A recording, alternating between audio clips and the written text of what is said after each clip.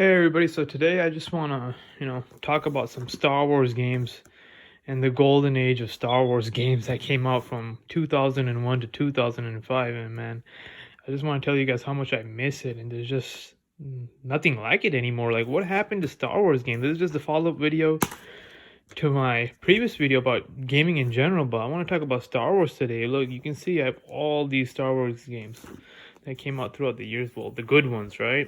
So I know my Star Wars still, especially my Star Wars games. But this all took place. Well, we know the prequels they were all right? The prequels, they weren't as good as the original trilogy, but they did a few things right: world building, telling a coherent story, and opening up the universe for more stories. As you can see, all these stories that were told, something the sequel trilogy completely failed to do so. But let me give you some examples of opening up a world to tell more amazing stories. As you can see Knights of the Old Republic 1. You can see the prequels open up entire world. So, a competent developer back then, BioWare, not the same as it is now, decided to run with it and gave us a game that took 3,000 years before. And man, this is one of the best games. You can just see right here, look at this. A dream come true for Star Wars fans, and the most noteworthy Xbox release is Halo. I completely agree, man. This was a great game, great story. It had me up all night. This is the first game I did an all-nighter on. I was just so into the story. I just wanted to know what was going on. And the gameplay, the characters, the writing, everything fantastic. And this was great. But you know what? This was a hero versus villain story. And it was followed up by this. Now this was a much more deeper story, more philosophical, more psychological. Like, you really need to think about this. But once again, another great game. You see the pattern? So many great games came out during the prequel era. Now these two games, I want to talk about these. Never again have we had another game like this. The Saber Combat, just so amazing. The multiplayer, the story, the single player campaign, the way the force powers feel. These are the true sequel stories, not that garbage sequel trilogy. This, if you want to know what happened after Episode 6, truly, you play the Jedi Knight series, or the Dark Forces series, right? This is something you want to play if you truly want to know what happened after the sequel. You cannot miss this. Now, a few more games. Republic Commando. This tells you what happened between Episode 2 and 3, and how the clones felt like, what it was like to be the clone commando. Another great game. Now, take this. Star Wars Bounty Hunter. Tells you how Jango Fett came to become the template for the clones. Now, I know the Clone Wars TV show retcons this, but man, how stupid is that? This is an amazing story. Once again, you see the pattern here, guys? It opened up an entire universe to tell amazing stories. Once again, this takes place right after Episode 2. Tells you about an ancient machine the Separatists are trying to dig up to rule the world, rule the galaxy, whatever, right? But this was a good game. This was a proper use of a movie follow-up or movie tie-in. I really like this. But you can see one more thing. All these games are made by competent studios. Pandemic. And this is also Pandemic. And this is Raven Software. This is BioWare. These are all competent studios. Rogue Squadron. Whatever happened to Factor 5? You guys like the Squadron game? Man, that game was trash. This is the real Star Wars flight sim, man. You got so many missions. Look, you had missions in Cloud City, on Hoth. The Squadron had none of this, man. What are game companies doing? Give us some good Star Wars games. Force Unleashed, this was alright.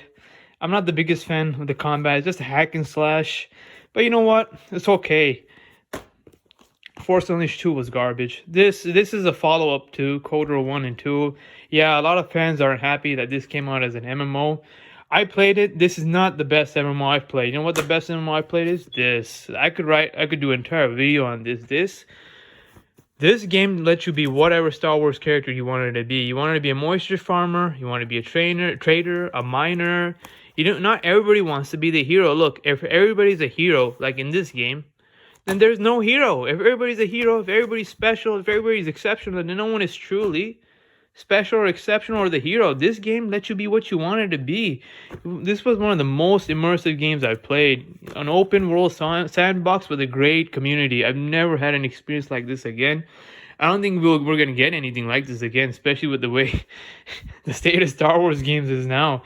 I mean, come on, man. This is something This is something they should remake with HD graphics. I would buy this. I'll pay $100. I'll pay $200 for something like a game like this again. But I downloaded the emulator, SWG Legends. It's just the game is just too old, guys. As much as I loved it, man, it's just too old. Empire at War, man, another great game for all you RTS fans. Once again, it tells you the story, what happened after episode 4, right? Between episode 4 and 5, it tells you what happens. This tells you what happens before episode 4, between 3, right? But as you can see, they all tell a story. There's a world for them to tell a story. But what's happening now to Star Wars games? The sequel trilogy obviously doesn't have anything to tell you. Let's be honest. Is anybody interested in knowing what happened between 7, 8, and 9? Nah, I don't care. There's probably nothing to tell anyways. And what games are they releasing? I just saw the new Nintendo Direct. I saw Star Wars Hunters by Zynga, of all people. Isn't that company dead? They made that garbage-ass Farmville game. Like, what's happening, man? Is it that hard to get a good developer to make good games? Now they're getting Ubisoft. I don't trust Ubisoft. I played Assassin's Creed Valhalla for like 10 hours. It's nothing but bloat. If their open world game is going to be nothing but bloated microtransaction fest, count me out, man. Where are the good games from good, competent developers who care about making great games? These were all competent developers here, people. This is the only game we got in a decade that's actually good. Can you believe that? It's ridiculous. Like, now what do you got? Now Lucasfilms realized, oh crap, we shouldn't have just given it to EA. No, you should have realized it when you bought LucasArts. You should have kept LucasArts. You should have internally developed games, and you should have given it to competent developers. What are these people thinking? Who's in charge of Disney and who's in charge of Lucasfilm? What are you guys thinking? You're missing out on so much money and so many great games, so many stories. What are you folks doing? I don't know, man. I think I should be in charge. I could do a better job than whoever's in charge of this and making these decisions. Seriously, Zynga? Come on. So at the end, do you guys realize what I'm saying? You had so many different types of games for so many different types of gamers. You had your RTSs, you had your FPSs, you had your flight games, you had your MMOs, you had your RPGs, you had your third-person action adventure games. And they were high-quality games made by good developers who actually cared about making a quality product. So that's what I'm saying, guys. What is Lucasfilm Games doing now, man? You're not instilling any hope in me by announcing a game by Ubisoft or Zynga of all developers? Come on, man. Let's get some good people to make some good games for all types of games. Come on, let's bring back that golden age.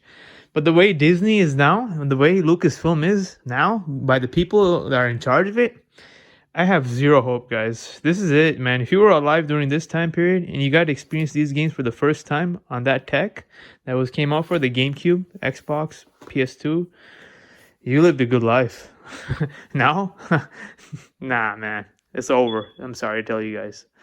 I hope I'm wrong, but I don't think I'm wrong. I think I'm right.